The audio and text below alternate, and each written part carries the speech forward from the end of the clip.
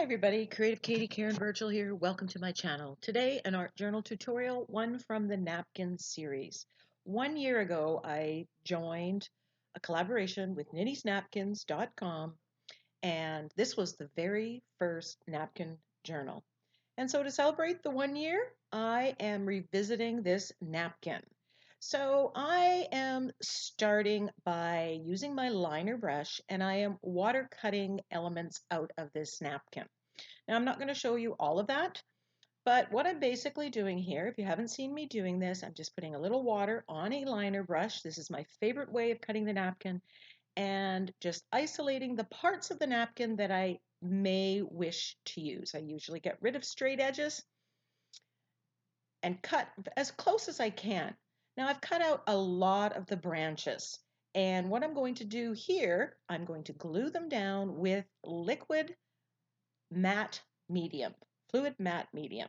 This was a Liquitex brand, and it's my favorite way of gluing down napkins. Now the napkin gets very fragile when it's wet, so you have to be extra careful and use a very soft brush. And you can see here that I'm taking the different components, the different branches, and putting that on. And the one that I'm gluing on right now is actually upside down because I want the branch to bend the other way. Because the napkin goes translucent, it's almost as vivid as the other parts of it. So if you need the image to flip, that is something that you can do. So as I said, I've used this napkin as my very first napkin journal in this collaboration, and I wanted to do something different. I wanted different colors as well as using some different techniques because over the year I have developed some techniques on blending napkins, utilizing napkins in my journal. And I will put a link to the playlist where you can see all those tutorials. So if you're interested in using napkins, and I hope you are because it's a great resource for the art journal mixed media artist. So here I'm just tweaking and making the composition my own. I can lengthen a branch, I can add a branch, I can build it up. Here I'm using the 9x12 Canson mixed media. I believe this is 98 pound. I know some of the Canson mixed media books are heavier weight. This one I find is good enough, and I've taken it off the coil so I can work flat. And I'll put a link to the video where I show how to take it off the coil. Now I want some pattern in the background. So I am using brown and this Scrollwork stencil from the Crafter's Workshop. And I will put a link to this in the description box below, as well as affiliate links to Ninny's Napkins, where you can get a napkin similar to this. If this one's not available, there are cherry blossoms and apple blossom napkins that would be suitable for a similar page. So I'm just stenciling this in, and I chose to do brown because I thought black was just going to be too harsh. Now I don't want this to be up front.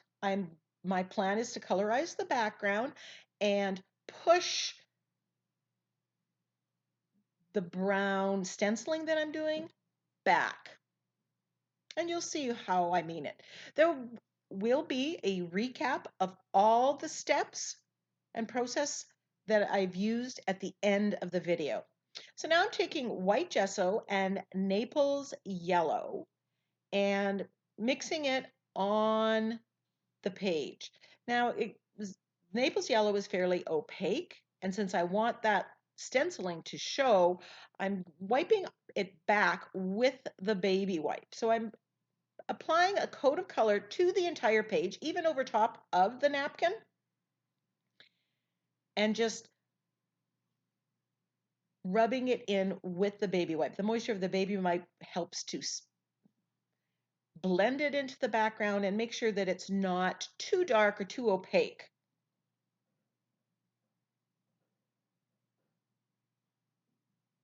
So it's somewhere between applying a base coat of color and putting a wash of color because it's a very thin coat. And I'm loving the look. It's really become, it looks like old, weathered, vintage wallpaper. And that's the look that I wanted. Now, if I was doing this on a canvas, I probably would have done that scrollwork stencil with modeling paste, just to add some texture. But because not much of it is going to show, and I knew I was going to put a sentiment on it, I just chose not to. Now I wanted to add a little bit of color, so I'm putting some light blue permanent, just blending it with the Naples yellow while it's still wet, and then I come in with some quinacridone magenta as well, just to add that color to the rest of the background and marry the colors that are in the napkin to the background. And there I'm adding the quinacridone magenta. And that's a habit that, or something I've just developed, use when I do the napkins, and I really like that effect. It makes everything more cohesive and work together.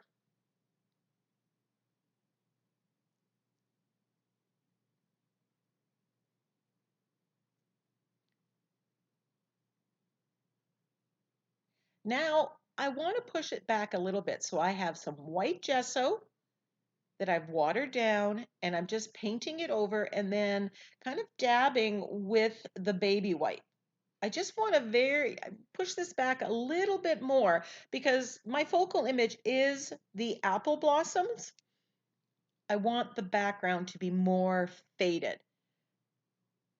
Now I'm taking the plastic wrap here and dipping it in the gesso and just using a version of the plastic wrap technique to, again, push it back, and it gives it that smoky look. Now I want to make the focal image stand out. So I grab my liner brush and I have some of the brown paint that I've thinned a little bit. Whenever I use a liner brush, I add a little bit of water to help it flow. And I'm just painting the branches. And you can see how that instantly is just, it just makes it stand out.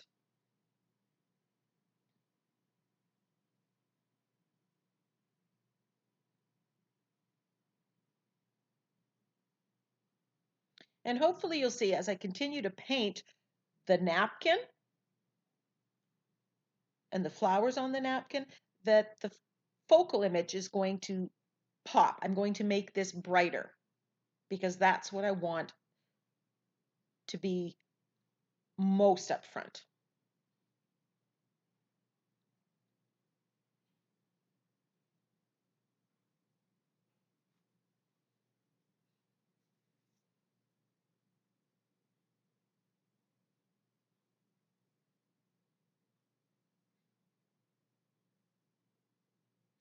Right now on Vancouver Island, it is cherry blossom season. So the cherry blossoms are in bloom and you have these beautiful canopies of these flowers.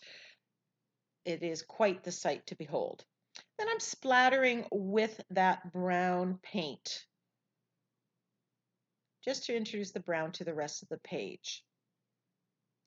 Now the color here looks like it's changed, but it really hasn't. It's just I don't have the lights on in my room. It's a different time of day.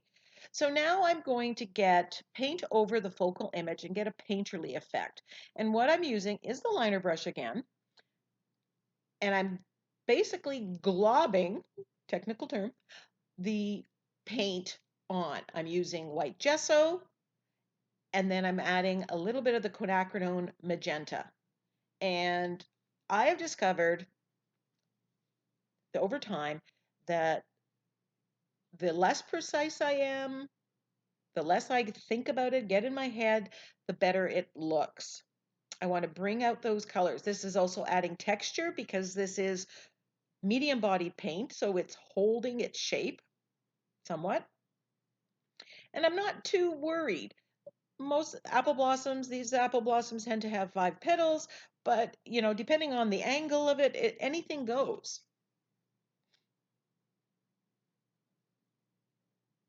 And so I'm going to continue painting out the petals, usually with white gesso first, and then some of the quinacridone magenta.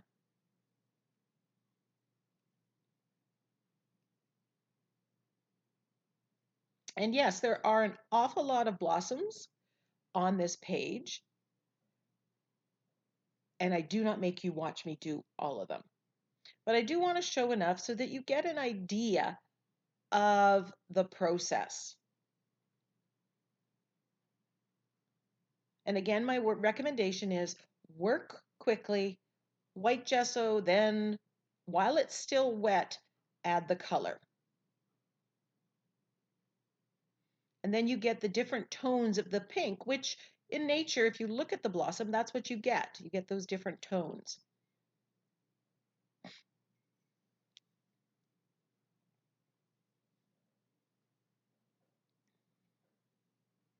This technique has worked really well with a lot of the floral napkins that you can get through NinnysNapkins.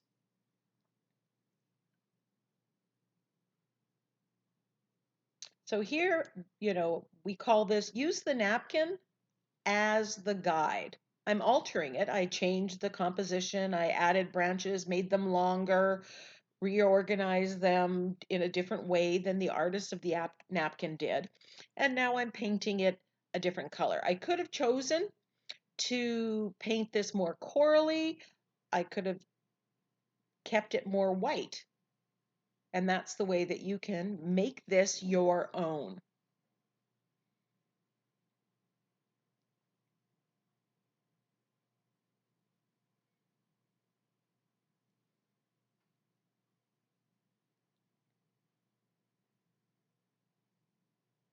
In fact, I like some of them where they are mostly white.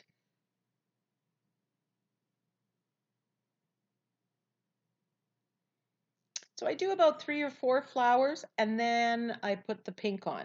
I do 3 or 4 with the white and then I put the pink on because you want to work wet into wet. You can also add a blossom. If you didn't have a blossom on the napkin, you can add to fill it out.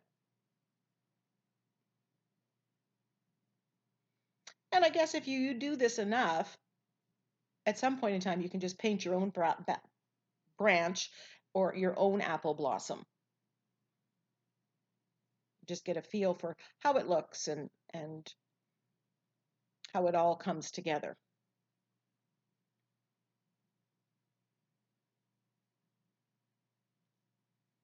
Now I'm using the stamens, if that's the correct word, on here. I'm using a mixture of brown and black paint and my stylus, and I'm just dotting it.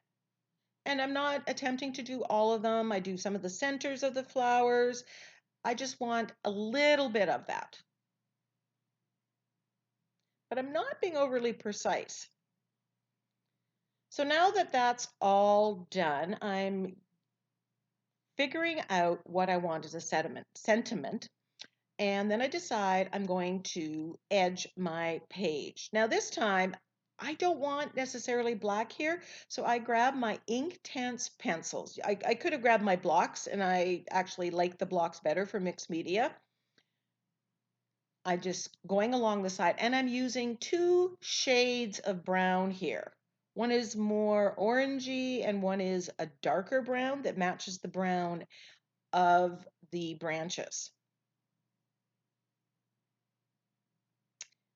If you haven't used Inktense pencils or blocks, they are water soluble, but instead of being watercolor, they are actually ink, and they are permanent once they are activated and dry, which I like things being permanent and not having. And the joy of this is I have all the colors. There isn't just black or white or, like charcoal. Now I'm adding a little bit on the branches as well in those same tones, just to soften the edges and make it less perfect, more abstract. Kind of adding some shadows in there.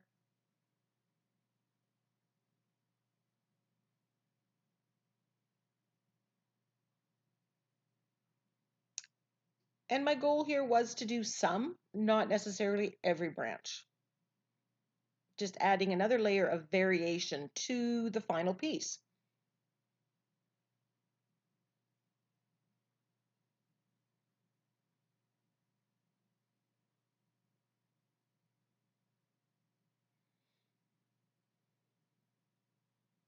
I try to zoom close enough so you can see what I'm doing, but then it's such a narrow area I forget in the thick of creating that it may not be in camera. So I apologize for that. Now I'm adding a little bit more softness and edge because I really want to play up that vintage. And here I'm just drawing it on and I'm wetting my finger and activating it that way. It's very organic and not very precise.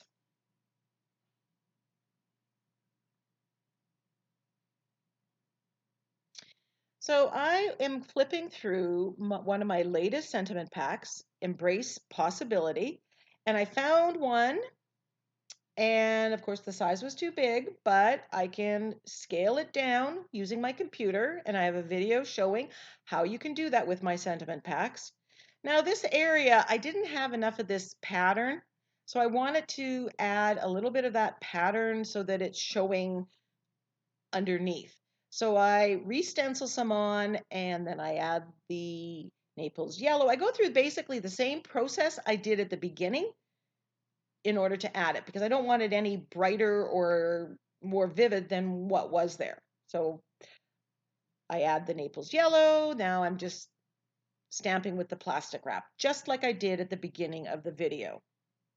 Because at the time I didn't know where the sentiment was going.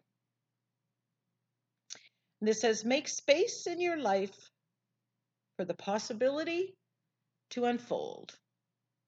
For possibility to unfold. And I thought that was fitting with the blossoming of these spring blossoms. Now I'm just adding a very little bit of black on the edge now that there's black in the sentiment.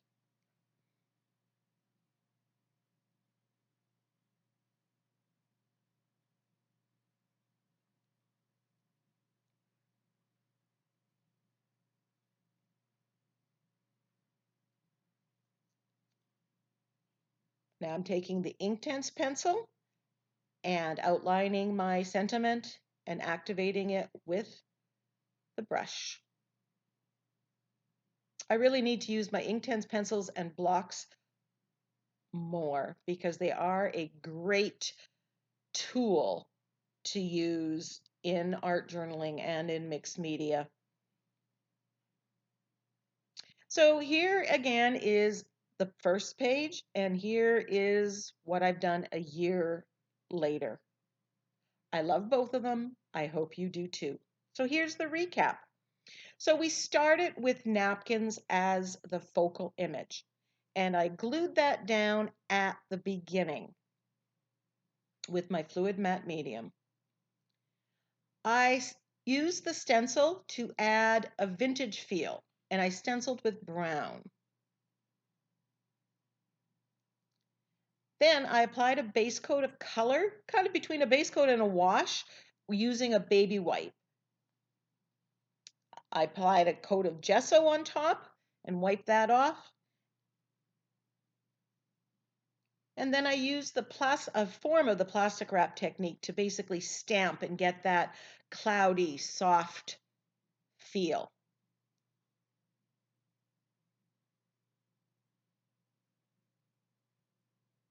Just like that.